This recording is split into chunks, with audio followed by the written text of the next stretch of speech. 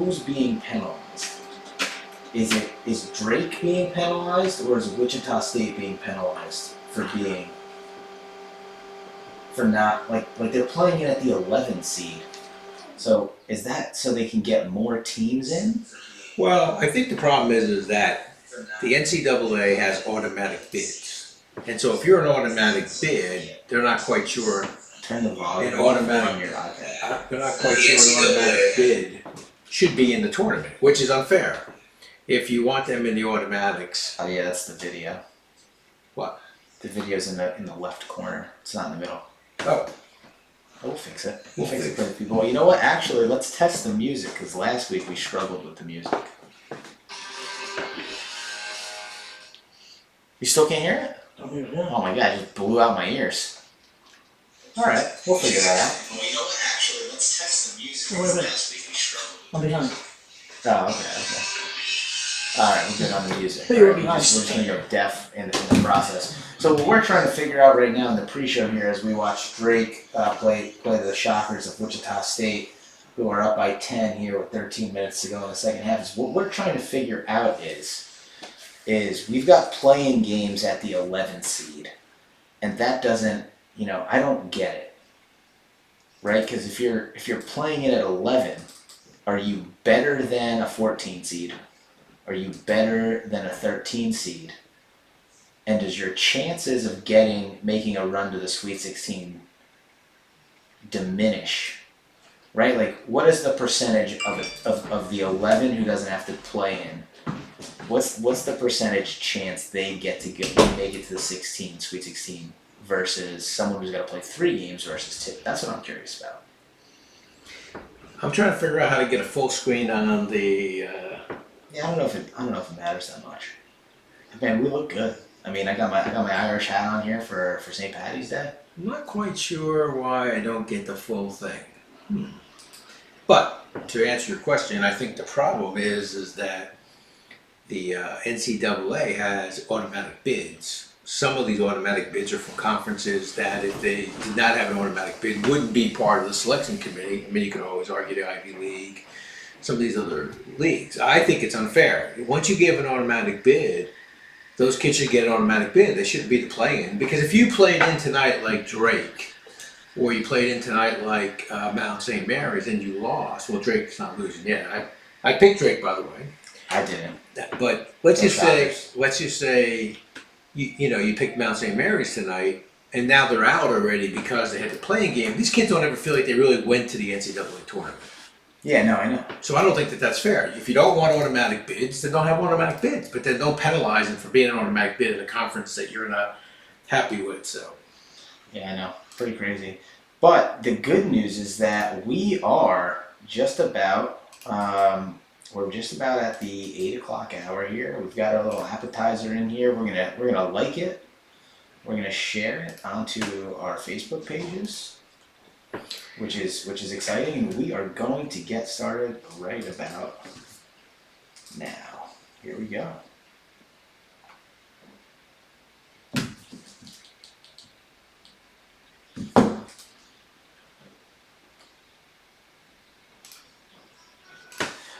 Ladies and gentlemen, welcome to another edition of The Rome Show. Today's starting lineup is presented to you by 12 Ounce Sports.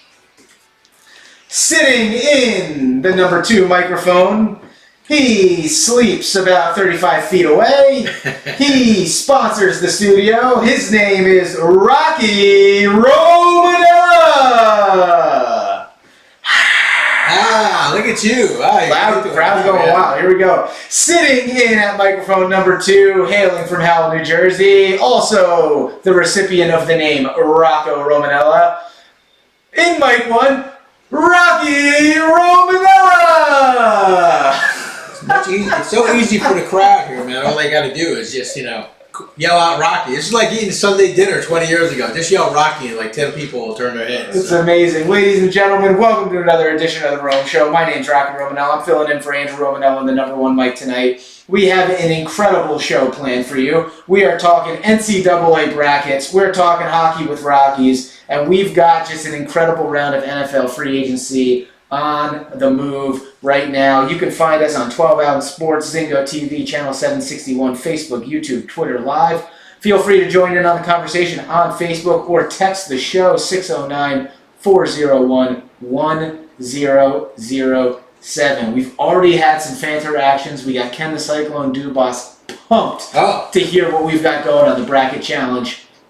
I don't know if he's more excited to hear your logical picks or my illogical picks. We'll see if he thinks I'm logical on these picks. But just let me first apologize for the inability to figure out how to get a full screen here. It's not as simple as... Yeah, that's right. We're a little technologically disadvantaged when we don't have Andrew in the seat. But I got the streaming key working, which is good news, and they changed that tonight. So I got a couple of things that are, a little bit more impressive than I thought. I just can't figure out how to get the screen bigger. So if you could just, wear your reading glasses, and it's more about the conversation than it is the two knuckleheads sitting here in my studio. Yeah, I think at the end of the day, I think we consider this a radio show. So I think we've got good voices and good faces for it. Yeah, we got the faces for radio, that's for sure.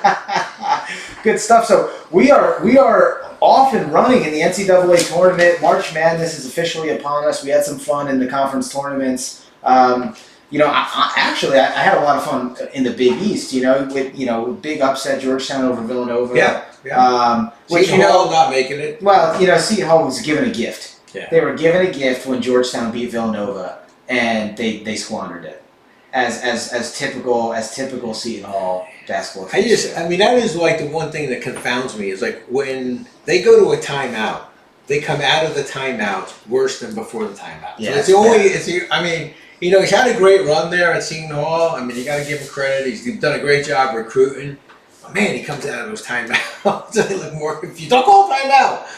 It's bad. It's bad news. It's fun. It's funny though. I did like seeing. It was nice seeing like a Georgetown Villanova game. Reminded me of the old Big East. Yeah. Well, I think I might surprise you with some of my finals here. So here we go. Yeah, you had the old Big East, and then you had St. John's was playing. Yeah. You got the Johnnies running. You got Rutgers. Rutgers is in for the first time. You got Syracuse in. Yeah. So it's almost like that UConn. UConn. You got that old Big East kind of backbone is kind of running all the way through the bracket, and in a weird year. Think about it. I can't tell you the last time I saw Alabama in a number 2 spot. Well, think about it. It's 24 years since Duke did not make the tournament. So think about that for a second. That's 24 pretty years. much my entire life. Yeah. So 24 years was the last time Duke was not in a tournament. And if you think about that, 1994-95 season. So that's amazing. Yes. It's been so long. I had to use like 2 fingers. Your mother had to help me get the math on this thing. So. Coach K. You found the year. You didn't know. You didn't know how many years it was. Now, interestingly enough, though, of course they were not in the ACC tournament because of COVID, but I wouldn't have put it past them making a run and getting in as the kind of winning the ACC or something, getting in that way. It wouldn't have surprised me if Duke would have done that. Well, so I think that they were going to, and then they got COVID, and their game got canceled. Yeah, so they were out of the ACC, right? So once they lost, that was probably it's funny. And before we get into our picks here, I that story kind of stood out to me because Coach K made a very big decision in canceling all non-conference games this year. Right. I feel like the irony there is if he just would have played a full season, he probably would have gotten COVID 2 months ago, and then he wouldn't have had to go through it again right now. Or that he would have had more wins, right? Because remember, that's right. They just play each other and they beat each other up. But regardless, though, I think it's an interesting tournament this year. It's I think you've got some interesting storylines on different games, and so I think it's pretty interesting. Some of the storylines of the tournament this year. You may not have the traditional, Duke in there, but I think you got some other interesting things going on. Yeah, and it's pretty crazy. I think, it's weird too because the scheduling is different too. So typically, you would see today being day 1 for your round 1. Your playing games would have been Tuesday or Wednesday night. Yes. And you would have went all day Thursday, all day Friday with, 50% of working Americans streaming games on their laptops at work. not doing anything. Yeah. You know, and then you know playing the Saturday Sunday. But right now we've got the Friday, Saturday, Sunday, Monday for the first 2 rounds. So tomorrow we tip off. Going hard at round 1. So where do we want? We want to start in the West first, or we want to start? Yeah, let's take a look here. I'm old school with the paper. You're sitting there with your computer. We could go west. I think. Well, first of all, let's with the play-ins tonight. I did take Drake. Okay. I was a homer this year. I took the Iowa Drake. I took but this is a great Midwest matchup, Wichita State and Drake. So you got two great. Yeah, and the Shockers Yeah. typically like to make waves in the tournament. Yeah. So that was good to see. But in the West bracket, of course, Gonzaga to me is the favorite. Although I've got a good game. I think I go with Iowa and Oregon winning, and then Iowa beating Oregon. So I went with the Iowa Hawkeyes, and So you've got Iowa. So that's good. Let's do it that way. Let's pick out the games that we think are a little interesting. So you're saying Oregon's going to beat VCU in the 7-10 to get to the Hawkeyes. Yeah, and then I've got VCU beating Oregon. Yeah, so then I got. Well, I figure Oregon will come out with some cool sneakers. They'll be all pumped up. They always do one or two. Early on they do little upsets, but then they usually kind of fade. And by the way, Mr. Dubas, it's the NCAA tournament. There is zero statistical analysis that can tell me that I'm going to choose a game not based on Oregon shoes or jerseys. So I actually agree with the pick just based on that standard. But VCU has a history. Or VCU was 15-2 over Duke about like 5 to 10 years ago. And ever since then, I want to pick them in the first round. Yeah, they're that team that, it's funny, in a traditional year, I think the non-traditional schools like a VCU or a Loyola in Chicago, I think those schools, but in a year that it's kind of non-traditional, I feel like it's going to be probably the higher seeds end up winning, as crazy as that sounds. But, I still go with my gut on some things are my favorites, like I said. So I went Oregon. So I end up with Iowa and Kansas. And then I pick Iowa to play Gonzaga. So I've got Iowa, Kansas as well, because I've got the Hawkeyes beating VCU. But and by the way, I've got the Trojans of USC beating the winner of this Wichita Drake game. Oh yeah. Well, no. See, I went all in on Drake because I forget. Why not? Why not? At that point, you got in that whole bracket. I think Gonzaga is probably the field. Although every year Gonzaga always seems to falter in the Elite Eight. That's the tough part, though, because when you have such a top, Gonzaga is they're just a hands down favorite. They really are a good team. Think about the days. Like, I know this is a football reference, but you think about like the BCS football days of the '90s. Every basketball team then was. You were undefeated. Yeah. This is the. I feel like we haven't seen many undefeated teams and stay number one as like all year like we have in the past. And they played 26 games, so it's not like they played 14 it's or very, 12 games. very much a 90s type ranking year, I feel like, whereas in the last 5 to 6, I would argue that the number 1 seed loses once a week. Yeah, well, the other thing too is the advantage they always have is their conference.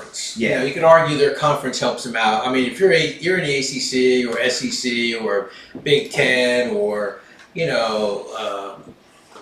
really do beat each other up. When you think about Iowa State, Kansas, those guys all got to play each other quite a bit. Duke's playing North Carolina, Maryland. So Big East, they all beat each other up a little bit. Although you could argue that makes them more tournament ready than. Which is one of the concerns you always have about a Gonzaga is that they don't have those kind of games. Yeah, no doubt. And so in this West, you're really looking at like if you're in a tournament challenge, you really want to win. Like, are you picking the Santa Barbara game versus Creighton? Who's gonna win that game? Yeah, Santa Barbara. I'm going Creighton because I think is that even UC Santa Barbara, or is that is that something else? Yeah, it's got to be UC Santa Barbara. I don't even know. I think Creighton, though. The thing I said to you before we got on the show, though, is so if I was Gonzaga, that would be my concern is Creighton. Okay, interesting. Because that could be the upset team to beat Gonzaga, right? Because it's a Big East team, good coach. They've played. think about it, they've played Xavier, they've played all the Big East, UConn, they've played Georgetown, they've played Villanova twice. So these guys are, a battle-tested team, Creighton. And so I think that could be Gonzaga's biggest challenge right there. If they get by them, then I think, you know what, no disrespect to Iowa or Kansas, whoever you pick to win that game, I think Gonzaga's concern is going to be a team like that coming out of the Big East. I like it. And then before we move on, did you go Mizzou or the Sooners of Oklahoma? Let's see. I did Mizzou. Yeah, me too. Yeah. I just feel like Scott Paffrath is like the only reason I want to cheer for Missouri. Yeah, there you go. That's You know, right. like I just, when I don't like when you're picking the tournament, like Yeah. I don't care who you are. You might be the smartest sports person in the room. If you're telling me you've seen a game of all 68 teams this year, for you to make a decision, you're crazy. So you have to figure out the similarity, like the relationships you have in your life that lead to those schools, why you choose them. So we know one person that played for Missouri, Yeah. so that's why I'm choosing them. Well, the other thing is it's a mathematical reference, right? So it's sort of like, kind of in business, you want your revenue to go up and your expenses to go down. When it's the opposite, it becomes the jaws of death, right? Well, in sports, the more you know about college basketball, the less chance you have of picking the winner. It really is. It's like the person who goes to the racetrack, right? Yeah. I picked that jockey because I liked his name, that horse's colors, and whatever, and the name of the horse. The next thing you know is they're winning the daily double, and you got someone like Jim Mazur sitting there, Mr. Handicapper. He's got his pencil out, he's scratching his head, his calculator's going, and he ends up, the guy next to him picked out the colors. Wait a minute, I've got all this. So I think in the NCAA tournament, it's going to be. Yeah, I think luck plays a little bit more in that. Yeah. If you go by, and by the way, if sports is so analytical, right? You go by analytics right now. You're just picking every top seed. Yeah, that's what it means. But wow, yeah, big shout out to Jim Mazur. He's a fan of the show. He's been on it before. So let's move down to the East. This is where you've got Michigan as the number 1 seed. Your playing game is very close to your heart. So your playing game in the East bracket is number 11 Michigan State University versus number 11 UCLA Bruins. I got to tell you, very difficult pick. For you, I mean, The East, just for the record, the East bracket for me was my hardest pick. It was an emotional roller coaster for me on the East bracket. I'll tell you why. Take us through it. Let the people know why So this the pick is emotional so roller- tough for you. This pick and then the other pick, I'll tell you next. So All right. this pick was the toughest one for me because obviously I'm a big Izzo fan. Michigan State, I pick him to win the tournament every year, regardless of their record. Every year, my father picks Michigan State to go to the Final Four because he loves Tom Izzo. And the Spartans. Yeah. We are the 300 club. We're the Spartans. Anyway, so now you got that. Plus, you got legendary coach who I had the opportunity to meet, Coach Wooden. I spent 4 hours in Coach Wooden's condo. If you ever want to see the interview, it's actually on my website, 360managementservices.com. Shameless plug. Under Coach's Corner, you will see the 1 hour interview I had with Coach Wooden, a legend. One of the finest individuals I ever met, got a chance to talk to. So, of course, if it wasn't that they were playing Michigan State, I would probably pick UCLA, but I had to go with Michigan State for Izzo because, rest his soul, he has since passed Coach Wooden. So that was a tough pick for me, but I went back and forth. My other emotional roller coaster. Before you go, either way, I think the winner of that game beats BYU. Well, yeah, I got actually Michigan State going all the way pretty much. You're ridiculous. So That's so ridiculous. I know. Well, let me ask you a question. If Michigan State gets to play Michigan, you're not going to root for Michigan State? Michigan? I typically, my childhood always leaned towards the Wolverines, actually. Yeah, well, that's Because of hockey. Yeah, that's true. Yeah, I'm a Michigan State guy, though. Yeah, that's fine. So now here's my other emotional roller coaster. I think one of the great games from a historical perspective is Hurley for UConn back in the Big East this year, Okay. coaching against Pitino. Yeah, I like that. Oh, so that's Iona if. Gales. okay. So Iona beats Alabama, UConn beats Maryland, and now I got the UConn Iona game. I just don't think Iona's going to beat Alabama. Now, I tell you, Patino's on a run, man. He got these guys out of nowhere into the tournament. You got to get hot at the end. He was hot at the end. And UConn got hot at the end, too. That's true. Yeah. UConn Yes, got both teams were hot coming in. Now, I agree, Alabama. I have neither of those teams winning. No, I would understand, but I would understand because you got to remember when I do my brackets, which is not scientific, and this is where I'm going to lose some people from You might lose Dubas. I know from a scientific perspective. But once I know who is going to win the bracket for me, it doesn't matter. They're having fun after that, Yeah, right? well, of course. So I got Michigan State going into Final Four, so it's Michigan State, Gonzaga on that It's side. like everyone from Piscataway putting Rutgers in the championship. Yeah. Or every time Seton Hall goes in, you got them in the Sweet 16. I've never had Seton Hall pass the first round. Yeah. Because they're typically going to blow for me on the free throw. But I would say the other team that I think is going to make a small run, but I think will be done after Michigan, is Georgetown. I agree. I've got Georgetown in the Sweet 16. I think that, they really, they played very, very, very good basketball. They beat Villanova and they beat UConn. Two teams, and I think Nova's going to be in the Final Four on the other side. So, if you really think about it, I think, you got a team that's out of whack. What's he done? Says you need to check what Big Rock has in his cup. Iona over Alabama, 5 question marks. Hey, it's Paisano. Come on. Right. That's right. Well, he's about to tell you he's choosing Georgetown over Colorado because he thinks everyone on Colorado is high. So that's probably got something to do with it too. Yeah, those gummy bears got stuff in them. Sorry, I don't care what anybody says. So we've got. So you're hoping that Iona plays UConn, which would be fun. I agree with you. I think I think Texas ends up meeting Michigan Yeah, I got in that. the Elite Eight. That's what I have there. Oh, I got Texas obviously playing Michigan State, and Michigan State beating Texas. Well, that's interesting. I like coaches that on a serious note, part of my thing is that during the season, coaches can win a game or lose a game, but mostly it's the players playing.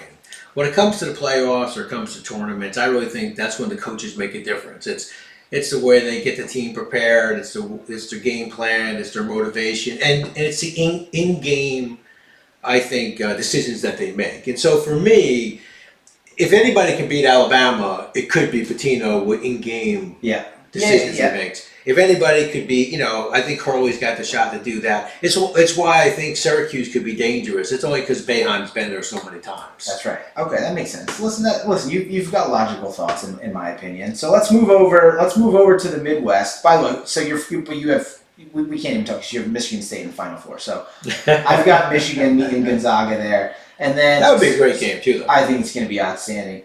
So in the Midwest, in my opinion, the Midwest was the hardest to pick. I didn't watch too much of Illinois, but I don't have Illinois making it to the Final Four.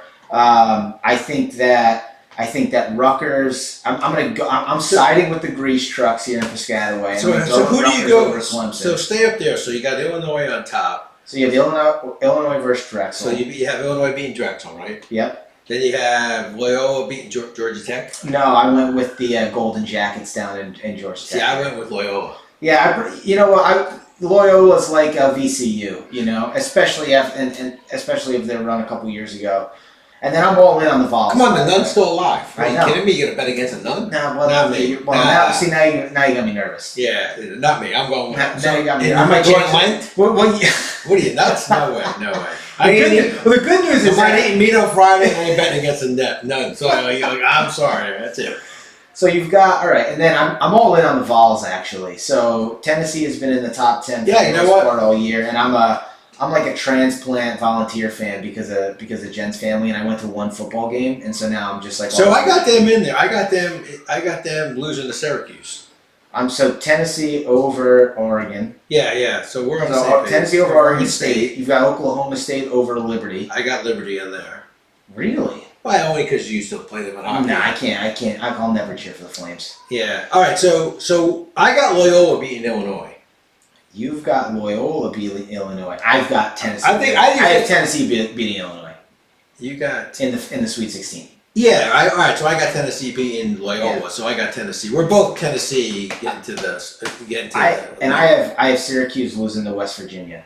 So I have Syracuse over San Diego, West Virginia over Moorhead. See and then- that? See, that's I an want to- interesting one. So I picked that because I want to see West Virginia play Syracuse. To me, that's a classic matchup. So I agree with you on there. I got Syracuse beating West Virginia only because those two guys played each other so much, and I always Yeah. felt like I don't Boeheim. know, man. I just played I, him- I just played feel West like Virginia I just well. feel like that last Big loss East. in the ACC tournament leaves a bad taste in my mouth. Yeah. With Syracuse. I just think they were hot up until that point. They beat some. They had like 2 or 3 big wins in the last. Do you think Boeheim is still as good as he was 15 years ago? You know what? There's some magic about him. I don't necessarily disagree with you, but boy, he gets in these tournaments. He goes for these long runs. He really Yeah. does. He always does it for some reason. I just feel like there's been I feel like there's been more controversy than good players swirling over Syracuse Now- for the last 5 years. Now here's an interesting one for you. I pick Rutgers to beat Clemson. Yes, me too. It's interesting because for those listening that aren't from this area, of course Rutgers is the State University of New Jersey, and most of the kids in New Jersey go to Clemson now. A lot of Jersey. so Clemson, man. Clemson's got a ton of Jersey kids in Clemson, so it's pretty interesting. So the State University's in, but most kids are rooting for Clemson in New Jersey because they're all at Clemson. So I just did the homer one there for Rutgers, but I believe Houston will beat them when Houston gets there. So I've got Houston over Rutgers as well. Thanks. Houston meeting, and my upset in there would be Tennessee over Illinois, which yeah, I think Tennessee's a good team though. I think the dude, Ken's got Illinois in the Final Four, and he thinks you're crazy for he says all Catholicism aside, he's not picking Loyola over Illinois. That's for sure.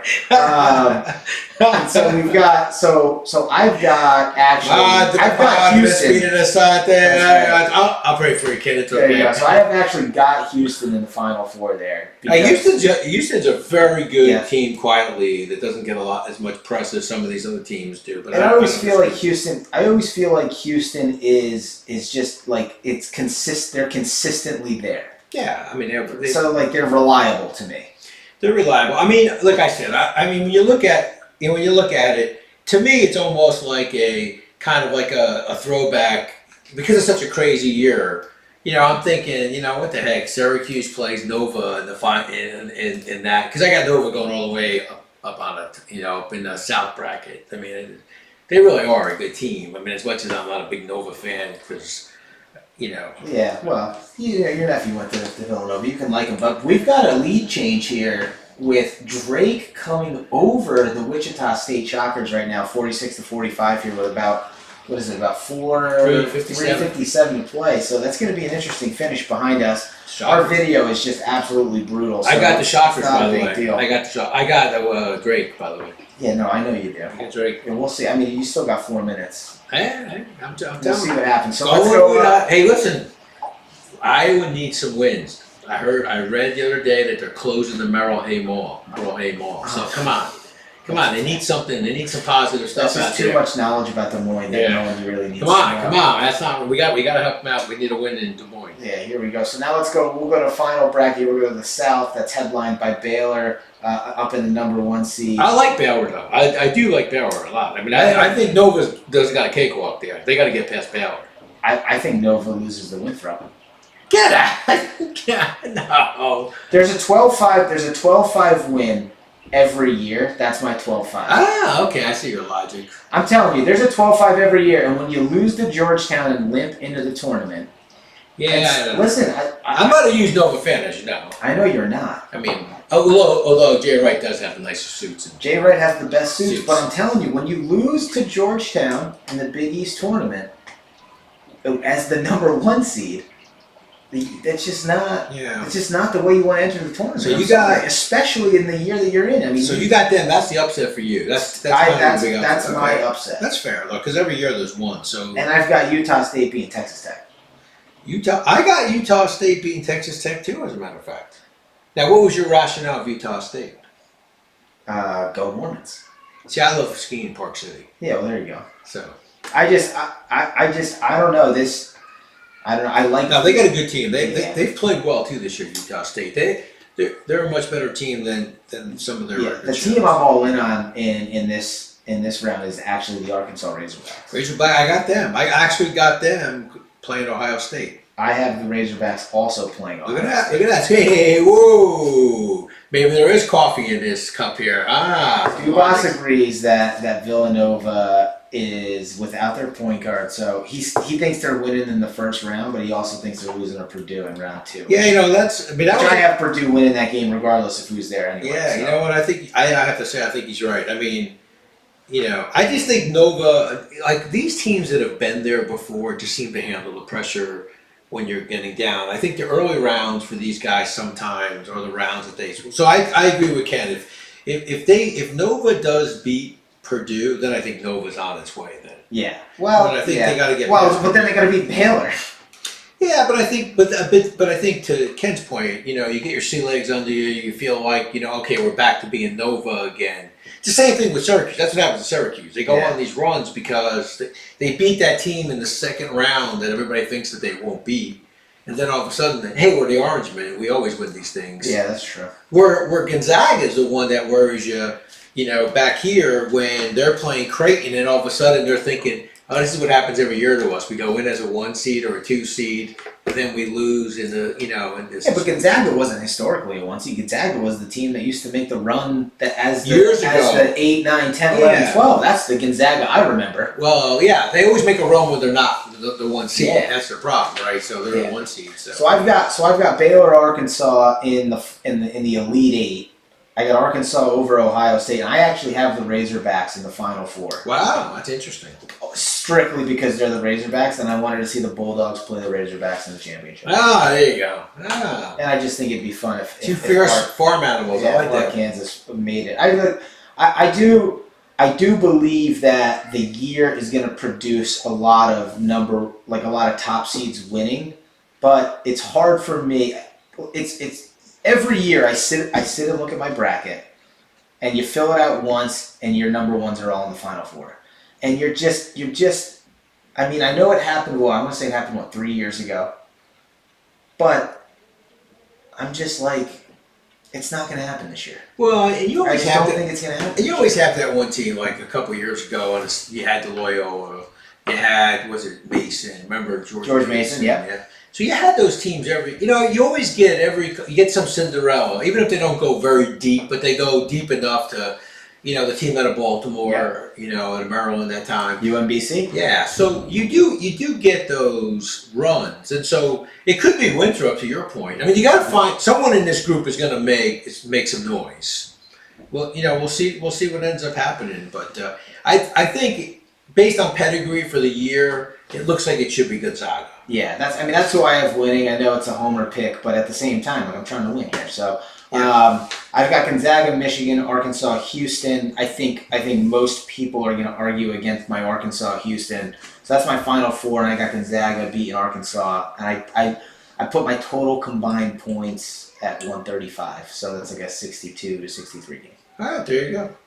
Well, you know what? I think there's some good storylines. I mean, like I said, you got the two coaches with some pedigree with Pitino, and of course Hurley and his brother. Got the Hurley family. I mean, you look at Pitino, man. That guy. Look at a guy. He of course he just came out of the Greek national team and his issues at Louisville, but Kentucky, Boston University, Providence. I mean, the guy's had Knicks, Celtics. I mean, you think about it. I mean, he's had a pretty illustrious career, and then Hurley in this short period of time too was UConn.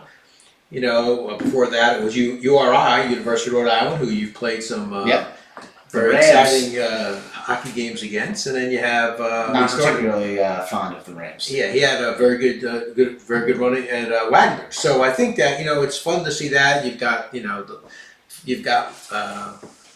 some coaches that have been around the block. So I think it's fun. I think there's some schools in here that this may be their one opportunity. So why not give it everything you got? I think it's going to be a fun tournament. I think it's something the sports world needs to happen. We are up against our first break here. Just wanted to let you know. Do you think that you would be Jay Billis or Dickie V in this conversation? Because that's who Ken's comparing us to right now. Oh no, man. Well, first of all, Vital is nuts. I'm not. I'll be Dickie V. That's fine. Yeah. He went to Seton Hall. He never tells. He sounds like he went to Duke. He's almost sucking up the Duke. He loves Duke, man. I know, it's crazy.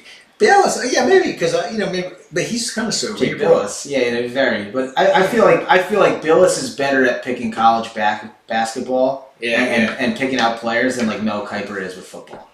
Well, Mel Kiper, don't forget, Mel Kiper's got 700 mock drafts, and every time he has a mock draft, he can change things around. Yeah, it's not bad. Yeah, he can never be wrong. It's No, nice. and everybody's. I mean, think when's the last quarterback he picked that really made it? I mean, everybody, I don't know, but I don't want to go down that road. So we are going to go take a break. Here's our first commercial. All right, Hit the bathroom, come back. We'll be back in about 60 seconds. Are you queued up here? Yes, we are. All right, don't forget to mute us.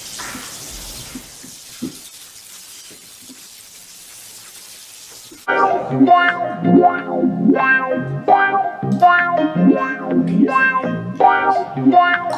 on the TV, though.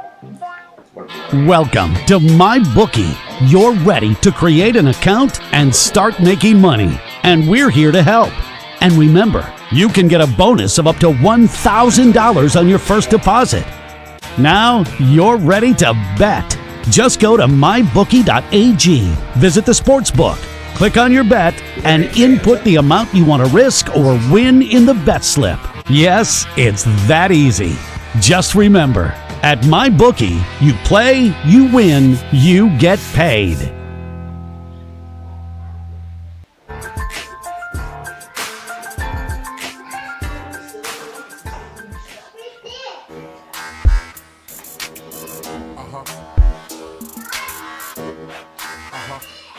Oh, I just ran two of them? No. It all goes back to back. You're good. Just let it keep going. Tell me when it's over. Okay, I think we're back. All right, Oh, we're back? Okay, we are back on. We gotta play some music here. Yeah.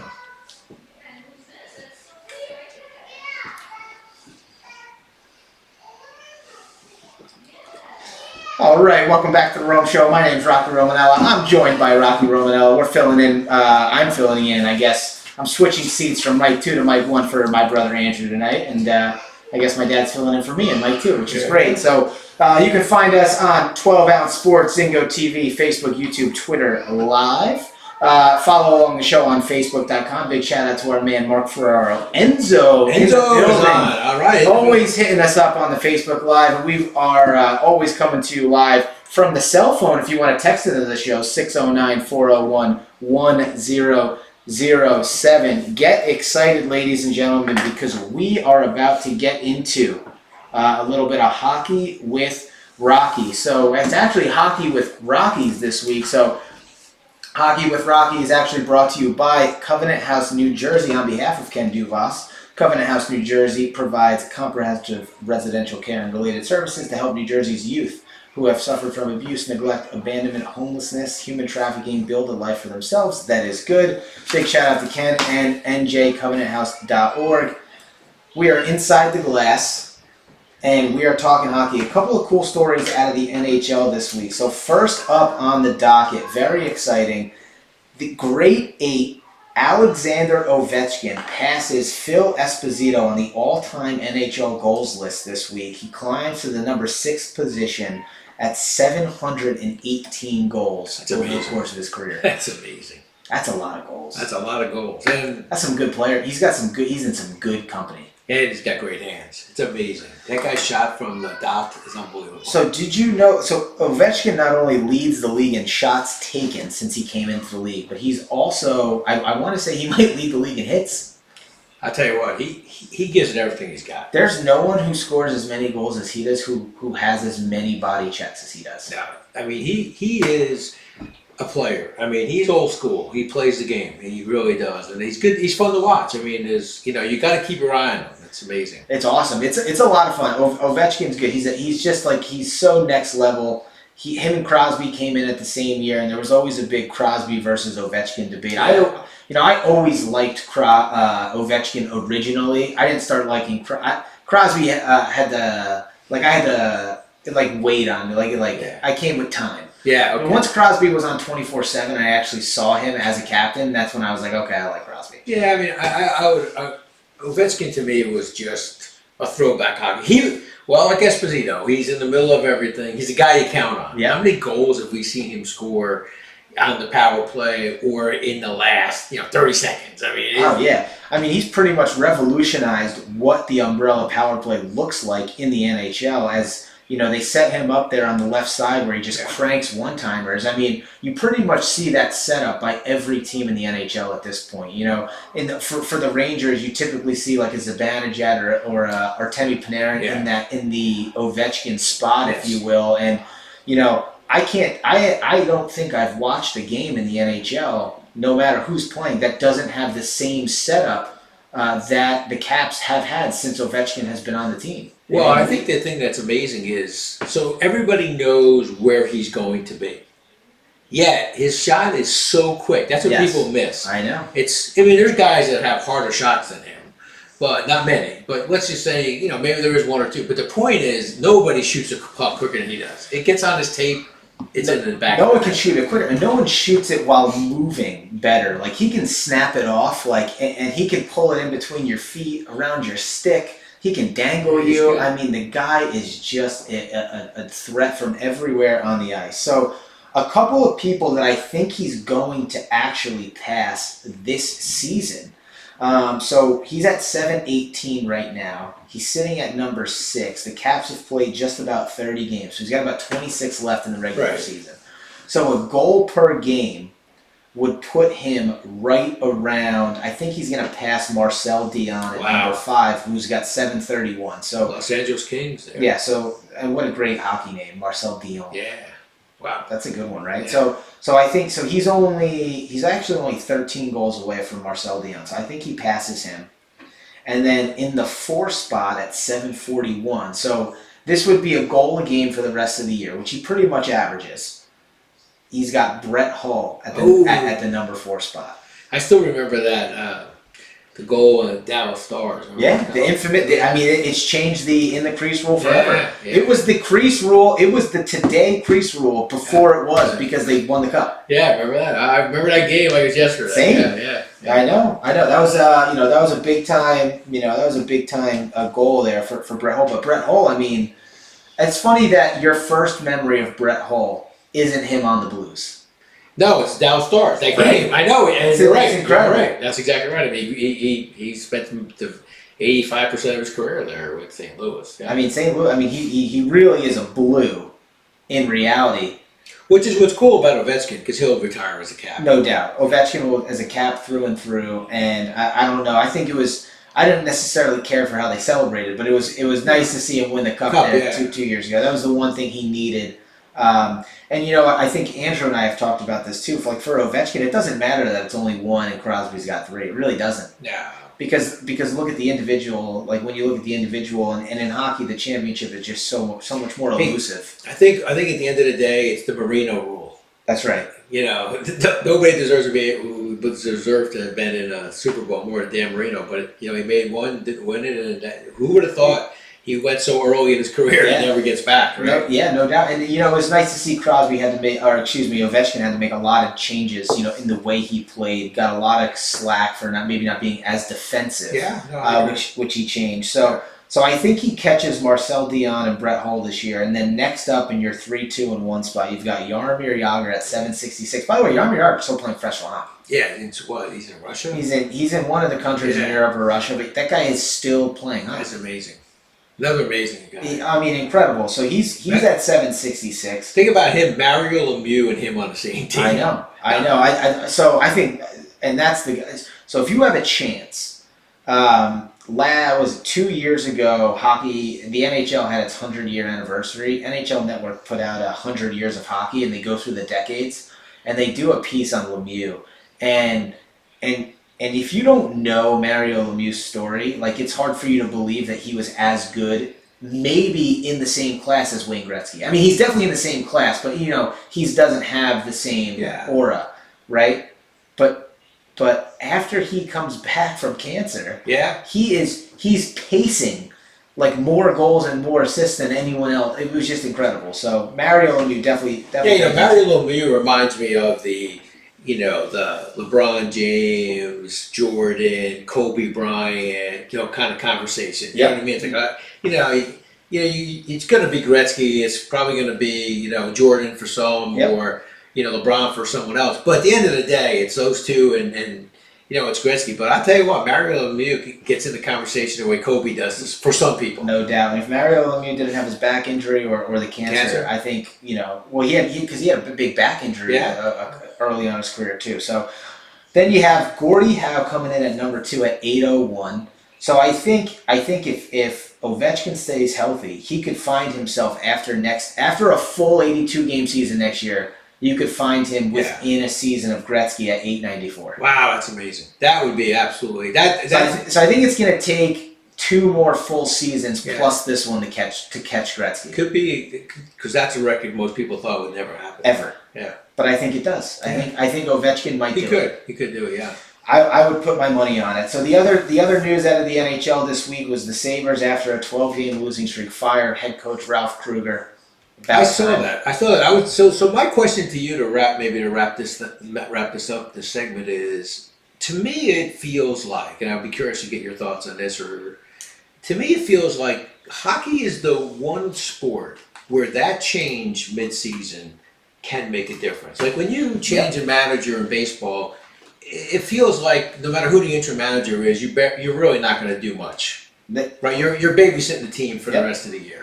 In football, the same thing, right? Because if you think about it, once you make the change in football, you're probably you're 0-6. There's no way you're coming back. You don't have enough games. That's right. Basketball the same way. But to me, it feels like you can think of all these times hockey's done that. St. Louis, Pittsburgh. Yeah. To me, it feels like hockey's. And I think Buffalo, frankly, this is an editorial, may not represent the view of the station. I think Buffalo waited too long. I think Buffalo waited too long too. Might have been a bad decision in the off season. And to your point, and Andrew and I have talked about it, but look no further than this season with the Montreal Canadiens, who made a coaching change anywhere between, I want to say, just about 10 games ago. And at that moment, they were on the outside looking in the number 5 seed, and it looked like they were definitely underperforming. And since the coaching change, they're 4-2-4, but in hockey, that's points in 8 of 10 games. Finding themselves in the number 4 playoff spot, 4 points behind a very good Edmonton team, and only 2 ahead of a Vancouver team who seems to be streaking. So that division is getting tight, which is exciting. But to your point, big time coaching change, and I'm going to stay in the North Division, because another coaching change just happened a week ago, and that is the Calgary Flames bringing back Daryl Sutter behind the bench. And Sutter, you'll remember, winning 2 Stanley Cups with the LA Kings a couple of years ago. And so since that change, the Flames have looked like a completely different team. They're at 31 points, now only 3 outside the playoff spot, when at the time they were probably, I think they were, I want to say, 6, 7, or 8 out. So, last week I talked about a 6-point line separating 4 or 5 teams with the bottom third. Well, in the North, the only team that's not in a playoff spot is Ottawa, which we all knew. And so now it's with 2 coaching changes, you've got 3 teams battling for that 4th spot, and they're only 4 points behind Edmonton in the 3. No, I know. I think it's it's exciting. There's some exciting, and there's some uniqueness of hockey that I find. Besides the game being a quick game, and I, enjoy watching the game and watching you guys play the game growing up. But to me, what I find interesting about hockey is that it's one of the few sports that your entire roster plays. I mean, if you think about, your 52-man or 50-man roster in football, I mean, you're carrying 20, 30 guys a game that are just going to be special. Not just. I mean, special teams are important. But the point is that you're 11 on offense, 11 on defense, that everybody kind of knows. That's right. Baseball, it's your 9, it's the 8 on the field and who the pitcher is for the day. But if you think about, and some of those guys may not get in for a couple, 2 or 3 days. That whole roster plays. That's right. Maybe you go to 3 lines instead of 4 lines, but that always comes back to haunt you anyway because you're exhausted at the end of the game. That's right. So I think it's the interesting part of that game is your roster plays, and I think that's why coaching becomes so important, because you're motivating, you're kind of strategically playing everybody, and so you really got to understand that piece of the game. So and I think the change makes a difference because now you get the whole team you're making a change with. Yeah, no doubt. And listen, nothing is more mortifying. I guess not mortifying, but nothing makes you feel more mortal than your coach getting the axe, because the players are next. Yeah. You know the players are next. And before we end the Hockey with Rocky segment, I have one question for you. Good. Does David Quinn or John Tortorella have a longer, like who lasts longer for their respective teams this year? I think Quinn will make it the year, even though I have my moments with Quinn, only because I think the one thing John Davidson is committed to is, kind of building the roster, right? And building. I think that Quinn, for the rest of the year, Quinn's playing for his job next year. Yep. Can you develop these players? Can these young players? And I think last night was interesting. I don't know if the fans saw, but last night the entire Ranger coaching staff was in COVID protocol. Yeah, and they're there for the rest of the weekend. Right. So they brought up the Hartford Whaler coach. Yep. Oh, for Wolfpack. Wolfpack. The Whaler reference. Yeah, sorry. Yeah. I gotta tell you, man, I'm getting old. Ken still absolutely love the Whaler What was reference. the other one I used? Houston. Oilers. Yeah, the Oilers. We're talking about Warren Moon. Moon, yeah, I tell you what, It's all good. Maybe I should just end right now, but one last thing on hockey before we go. The other thing I think is unique about hockey is that maybe some fans don't know, which I think is really unique, and it was something I used to always preach to you that, when you were coaching. Yep. They only get one timeout. That's a little known fact. That is the only sport you get one timeout. Because think about college basketball when you call the key timeout to change the momentum. Of course, baseball seems like there's timeouts every inning because everybody's wandering around, walking out of the box, playing with their gloves. It's like, just get up and hit the damn ball already. But basketball players now have their days off. But at the end of the day, there's only one timeout in hockey. That's right. And interestingly enough, 80% of the time nobody takes it. Well, and so. And what I used to always say to you, can't take it home with you. No, you can't take it home with you, number one. And when you're in the NHL, it's not like so that the timeouts are scheduled, the TV timeouts. Right. So you know the 3 TV timeouts every period and when they're coming. So if you can manage through the timeouts, you're using them as real life timeouts as well. So so that's pretty cool. So ladies and gentlemen, that's another edition of Hockey with Rockies, plural. It's brought to you on behalf of Ken Dubas, njcovenanthouse.org. Join the cause. We are going to take our second break of the night, and we will be back with a strong close on NFL free agency. By the way, if you didn't catch it, Drake takes a 1-point W over the Wichita State Shockers. So my father sitting in the 2-hole tonight with a big W in his bracket. Go Drake, go. We'll be right back.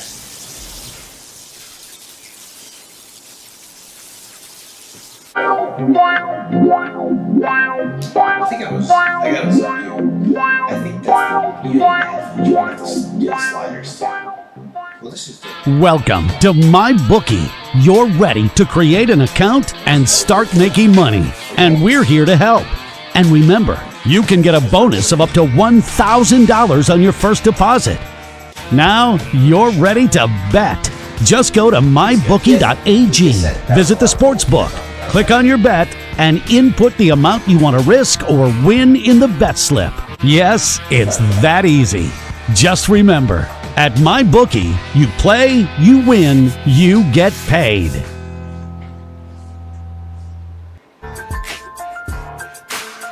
at this. Final shot of the game. Drake wins. Look at that.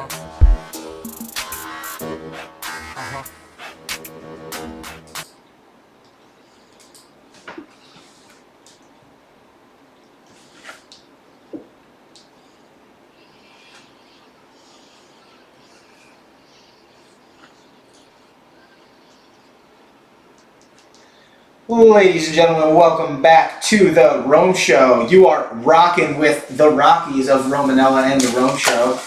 We're brought to you by 12 Ounce Sports. You can find us on Zingo TV, 761, Facebook, YouTube, Twitter, Live. You can join us in the conversation on Facebook.com/The Rome Show. Or you can text us, and we can talk to you via the T-Bomb, 609-401-1007. We're coming into the final few minutes of tonight's show, and we're going to talk NFL free agency. Before I get into it, the final few minutes is brought to you by our other sponsor, the BaseballUnitedFoundation.org, which was founded in 2006 to support the development of amateur baseball programs in Ireland.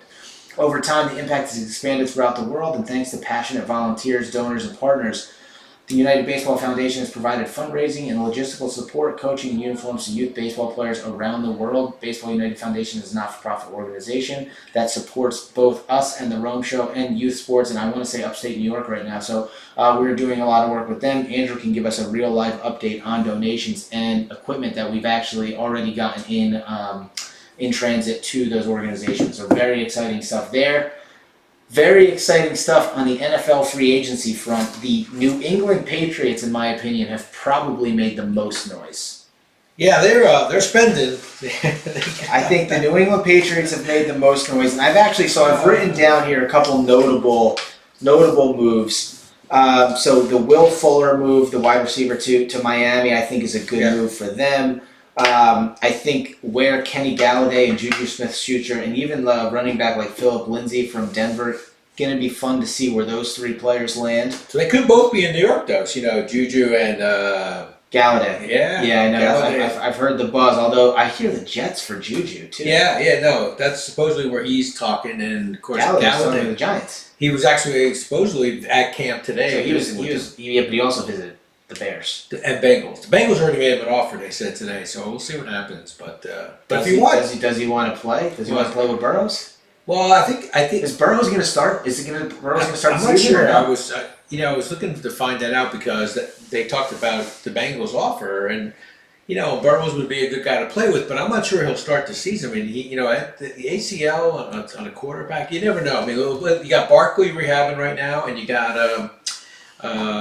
our boy there, OBJ's both rehabbing from ACL, so it'll be interesting. OBJ, I think he's old news at this point. The Buffalo Bills signed Mitchell Trubisky today. Yeah. Well, you know what they're going to do? They just decided that the backfield is going to be 4 quarterbacks. Yeah. So why you don't need a running back? Just put 4 quarterbacks in there. So here's the QB line in Buffalo right now. You've got Josh Allen coming off an outstanding, MVP caliber season. Yes. In Buffalo, Right. who is now backed up by former starter Matt Barkley, Yes. former starter Mitch Trubisky, and at one time considered a first-round draft pick in Jake Fromm. Yeah. No. And he's got somebody else up there too. Hold on. Yeah, someone else last year was also on that roster. Yeah. It was like Jacoby Brissett, maybe. Yeah. All In fact, they signed him. They signed him to a 1-year deal.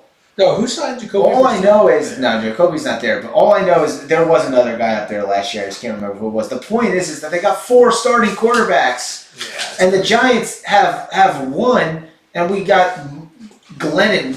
I don't even know his first name. Mike Glennon. Yeah, I know. I mean, Guy's been a backup quarterback for 6 different teams in the NFL, so obviously he's a problem child. well, when we traded defensive ends, right? We got the guy from the Vikings, and we sent our guy. I just don't get. You got 3 starters in Buffalo, and your quarterback's a stud. Yeah, he had a good year. I mean, that was year 3, so we got to hope. We're hoping David Brown has the year 3 for us, but I don't understand it, but that was notable there. I think that. Listen, I'm not sleeping on Washington, on the DCFC there, the Washington football team. I think the wide receiver Curtis Samuel pickup is a good move for them. I'm surprised about them not. they got the bearded wonder too. Yeah, I know. I mean, hey guys, Fitz magic. I know, man. He's been. I don't know how you move on. Hey, speaking of Lent and Catholicism, that is Lazarus. Yeah, That guy keeps coming back from the dead. Every time you think, okay, it's time to shave the beard and move on. No way, man. The guy keeps coming back. That's amazing. That's a great reference for Ryan Fitzmagic there. It's crazy that they're moving on from Well, Alex Smith. There. I think they're concerned for his health, and it's a difficult one. I mean, you got to give him credit for what he went through and everything. But who's going to be the starter? well, I think it's going to be Fitzmagic or I mean, I don't know who else. I mean, that's a good. Fitzmagic is Jeff Garcia. Yeah, remember that? That was. He's Jeff Garcia. Yeah, that's another guy that's tooled around for many years. And every place he went, he started for a year, and then they transitioned a young guy. See, I think the interesting quarterback move is going to be Cam Newton. Only because... Didn't he just sign a 1-year deal? Yeah, with New England. That's right. And I think it's an interesting move only because I think you have Belichick understanding him and Cam Newton understanding Belichick. Yeah, it's going to be dangerous if they get on the same page. Like I feel like right before Cam got COVID, they started getting good. Yeah. And then Cam got COVID and it wasn't the same again. So now with a year later, he had a lot of disappointment. Well, And the Patriots just spent a bunch of money. there's no way he's letting Tom Brady one up it. There's no way. Yeah, listen, I know. Brady, Belichick's competitive. I tell you what, the AFC East will be a fun division next year. Well, don't forget, Tampa Bay virtually signed everybody. Yeah, Tampa Bay will be back. What I don't understand is what drives me crazy in sports is this whole reconfiguring the salary. Why don't we just knock all that stuff off? It's the most absurd thing in the world. Yeah, who knows? Leonard Williams. I'm pumped the Giants signed Leonard Williams. So am I, but I mean, you lost Delvin Tomlinson. You lost some good people based on the fact that you had to go do all this crazy gyrations. And what I don't understand is if that's the case, come up with a better process so that everybody's not gaming this thing. It doesn't make any sense to me. I tell you what, I like the John Ross signing too. Yeah, no. I think there was some. That's a first round pick. Yeah, I think. 3 years ago now. Yeah, I'm not as down on Gettleman as everybody else is. I like the John Ross. I like Kyle Rudolph. What I That's like a is legit tight end. You know what I like? That's a real life tight end that we have now. Yeah, you know what I like? I like the parking lot train wrecks. What I love about football is like the Oakland Raiders or now the Las Vegas Raiders. Just watching him like self-destruct Gruden is the funniest thing in the You world. hate Gruden. I don't hate him. I just think you pay the guy $100 million for 10 years to come out of the booth where all he did was pontificate. Right? He won in one Super Bowl. I agree, but the timing was perfect for him in that Super Bowl. Always is. Everything lined up perfectly for him. I just love these people who like go all in. It's like general managers to me and owners are the most interesting people in the world. It's like they watched Gruden quarterback camp. Yeah. They watched Gruden quarterback believe camp this. on ESPN. Yeah. They were like, oh my god, if I just put that guy, if I give him a general manager. If I give Chucky the reins, everything's gonna change. I mean, come on, are you kidding me? I mean, he's running David Carr into the ground. They're big. They're still high on David Carr. See, I think David Carr could have used Mitch Trubisky or someone of that, someone like that, a starter in the backup role like that, which is interesting. I just think it's interesting how, to me, it's funny when you watch. And look, they've earned it. They've got the money. God bless them. But at the end of the day, to me, sometimes I watch these owners and these general managers. Regardless of the sport, it's like Monopoly to them. It is. It's like their biggest decision is: am I going to be the thimble or am I going to be the race car? What am I going to be? Because I mean, they spend money on some things. And some things they don't. They draw lines in the sands on certain players. It just cracks you up. I mean, just to watch this whole fiasco. It's like, and then of course you got like, to me, if I think about the different sports, you got teams like St. Louis, right, in Cardinals in baseball. If you go look over the last 50 years, probably 80% of the time they've been in the playoffs. Yeah. Right, teams like that, like the consistency. The Yeah. Yankees, whether you like the evil empire or not, you got to give them credit. They're always right. They're always there. New England Patriots all these years, Green Bay Packers years ago. It just feels like it's because there's a consistency with which the front office does things. It's not this emotional roller coaster, right? I'm hoping that the Mets can start to get that level of consistency. Well, that's where you hear that word process all the time. Yeah. And that's what you celebrated about the Patriots during the Tom Brady years, is because you would say that, hey, their process allowed them to bring guys in and out of their specialty roles. Right. And they continue to win Super Bowls. The true test to the Patriots process now is whether or not they can return this year. It's okay. I think last year is part of the process, right? Like when you lose a quarterback like Tom Brady to replace that, right? I don't think that's an indictment on their process. I think that this year would be the ultimate No, test. I don't disagree with you. Interestingly enough, I mean, like I said to you, I think that's the team to watch because I think Cam Newton, I think they both know each other. He wouldn't have signed him if he didn't believe in him. But I would say that, last year they were close to almost pulling it off. You remember that one game where he fumbled with the run? But the point is I think that, in a strange way, I think he would have had, he would have been better off. Like a Garofalo or someone like that. Wow. Wow. Big time, hot take from Rocky Romanella and Mike number 2. Ladies and gentlemen, we are at the 9 o'clock hour. Thank you for joining Rocky Romanella and Rocky Romanella for another edition of the Rome Show. Again, 12 Ounce Sports, Zingo TV, 760 on Facebook, YouTube, Twitter Live. Share it, like it, tell your friends. We will see you next week.